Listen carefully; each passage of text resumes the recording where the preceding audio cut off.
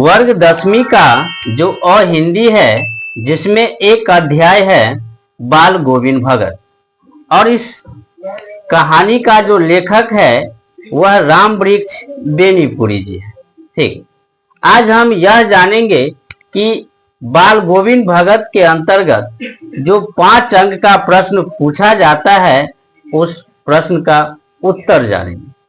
ठीक, तो चलिए बिना समय गवाए जानते हैं कि 5 अंक का प्रश्न का उत्तर क्या है। प्रश्न क्या हो सकता है यह भी जानते हैं। ठीक, देखिए प्रश्न क्या है कि बाल गोविंद भगत ने अपने पुत्र की मृत्यु पर भी शोक प्रकट नहीं किया। उनकी इस व्यवहार पर अपनी तर्कपूर्ण प्रतिक्रिया व्यक्त करें। ठीक, प्रश्न ये है कि जो बाल गोविंद भगत थे, जब उसके पुत्र का मृत्यु हुआ तो उसने शोक नहीं मनाया, जबकि हम लोग कभी कभी दुख भी होते हैं, कभी कभी सुखी भी रहते हैं, लेकिन जब किसी की भी मृत्यु हो जाती है तो उस समय मन में थोड़ा सा दुख का आभास अवश्य ही होता है। ठीक है, तो लेकिन बाल गोविंद भगत ऐसा नहीं किया, है ना। जब उसके पुत्र मरे तो भी वह शोक नहीं मनाए। भाई वो क्यों नहीं शोक मनाया? ठीक है, शोक नहीं मनाया, और शोक नहीं मनाने के कारण, ठीक है, उसने क्या कहा, है ना, शोक मनाने की जगह क्या कहा, उसके लिए आपको तर्क देना है। आखिर शोक क्यों नहीं मनाया? ठीक है, तो इस प्रकार का यह प्रश्न है, और यह व्यवहार यानी कि इसका जो व्यवहार है तर्कपूर्ण उत्तर देना है। ठीक है, कहता है बाल गोविंद भगत ने अपने पुत्र की मृत्यु पर संसार की नश्वरता के कारण शोक प्रकट नहीं किया, है ना। जब बाल गोविंद भगत के पुत्र मरे और पुत्र मरने के बाद बाल गोविंद भगत ने दुख प्रकट नहीं किया, सुख प्रकट नहीं किया, दुख प्रकट नहीं किया। ठीक, तो आखिर उसको वो क्यों नहीं किया, है ना। कारण ये था कि वो शरीर को नश्वर मानता था, यानी कि ये शरीर नश्वर है, जिसका नाश हो जाए, है ना। बाल गोविंद भगत यह जानते थे कि शरीर नश्वर है, वह मानते थे, क्योंकि वह कबीर साहब को, कबीर जी को अपना साहब मानते थे, गुरु मानते थे। तो कबीर साहब तो है ही, है ना, संसार को नश्वर समझने वाला। बाल गोविंद भगत भी संसार को नश्वर समझने थे। ठीक, और यही कि शरीर का नाश हो जाता है, इसलिए हम उसके लिए क्यों रोए, क्यों दुख मनाए। ठीक है, बाल गोविंद भगत का यह कहना था कि ये शरीर कभी न कभी समाप्त ही जो हो जाएगा, इसीलिए हम उसके लिए क्यों रोए।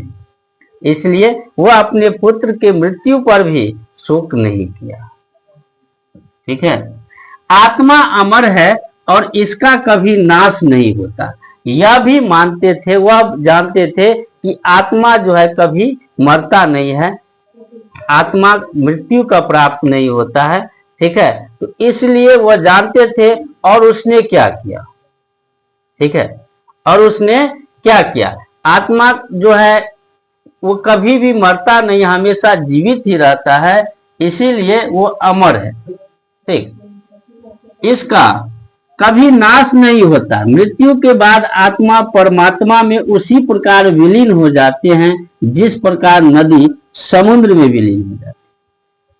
यह बाल गोविंद भगत का मानना था कि आत्मा जो है मरने के बाद जो है परमात्मा में मिल जाता है ना।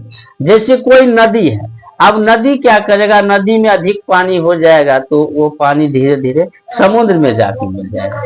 तो वही बात है यहाँ पे कि आत्मा को जो है परमात्मा से मिला दिया है, कि मिल गया है, इसलिए हम जो है जो बिछड़े थे वो मिल गया है, तो आखिर उसके लिए हम दुख क्यों मनाए, है ना। ये बाल गोविंद भगत का मानना था। ठीक है, इसीलिए क्षण भंगुर शरीर पर रोना धोना बेकार है। रोने से उस परम पुरुष के लिए रोना तो उस परम पुरुष के लिए चाहिए जिसके दर्शन अथवा प्राप्ति से जन्म लेना तथा जीवन धारण करना सफल हो जाता है। इसीलिए ये क्षण भर का जो शरीर है इसके लिए रोना जो है कोई उचित नहीं है। रोना तो उस पुरुष के लिए चाहिए, उस महापुरुष के लिए चाहिए जिसके दर्शन से ही या जिसके प्राप्ति से ही हमारा जीवन क्या हो जाता है, सफल हो जाता है, उसके लिए रोना चाहिए। ठीक है।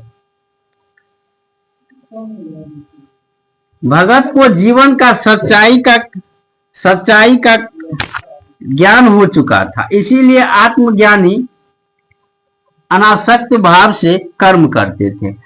भगत को इस सांसारिक बाह्य आडंबर इस सब पे विश्वास वह नहीं रखते थे। ठीक है, बाहरी दिखावटे पे वो विश्वास नहीं रखते, जो है वह यानी कि वो सच्चाई का ज्ञान जो है भगत जी को हो गया था, इसीलिए ये बाहरी दिखावे में नहीं पड़ते थे। ठीक है, और अपने कार्य को करते थे। भगत ने अपने आचरण के अनुकूल पुत्र की मृत्यु होने पर शोक प्रकट नहीं किया। अपने आचरण के अनुकूल जब पुत्र का मृत्यु हुआ तो उसने क्या किया, शोक प्रकट नहीं किया, दुख प्रकट नहीं किया, क्योंकि वो संसार को जान चुके थे, संसार नश्वर है, यहाँ जो आया है वह जाएगा। ठीक, तो यह थे 5 अंक का प्रश्न जो राम वृक्ष बेनीपुरी द्वारा लिखा बाल गोविंद भगत के अंतर्गत आते हैं। ठीक, आप लोगों को यह वीडियो अच्छा लगा होगा, उम्मीद करता हूँ।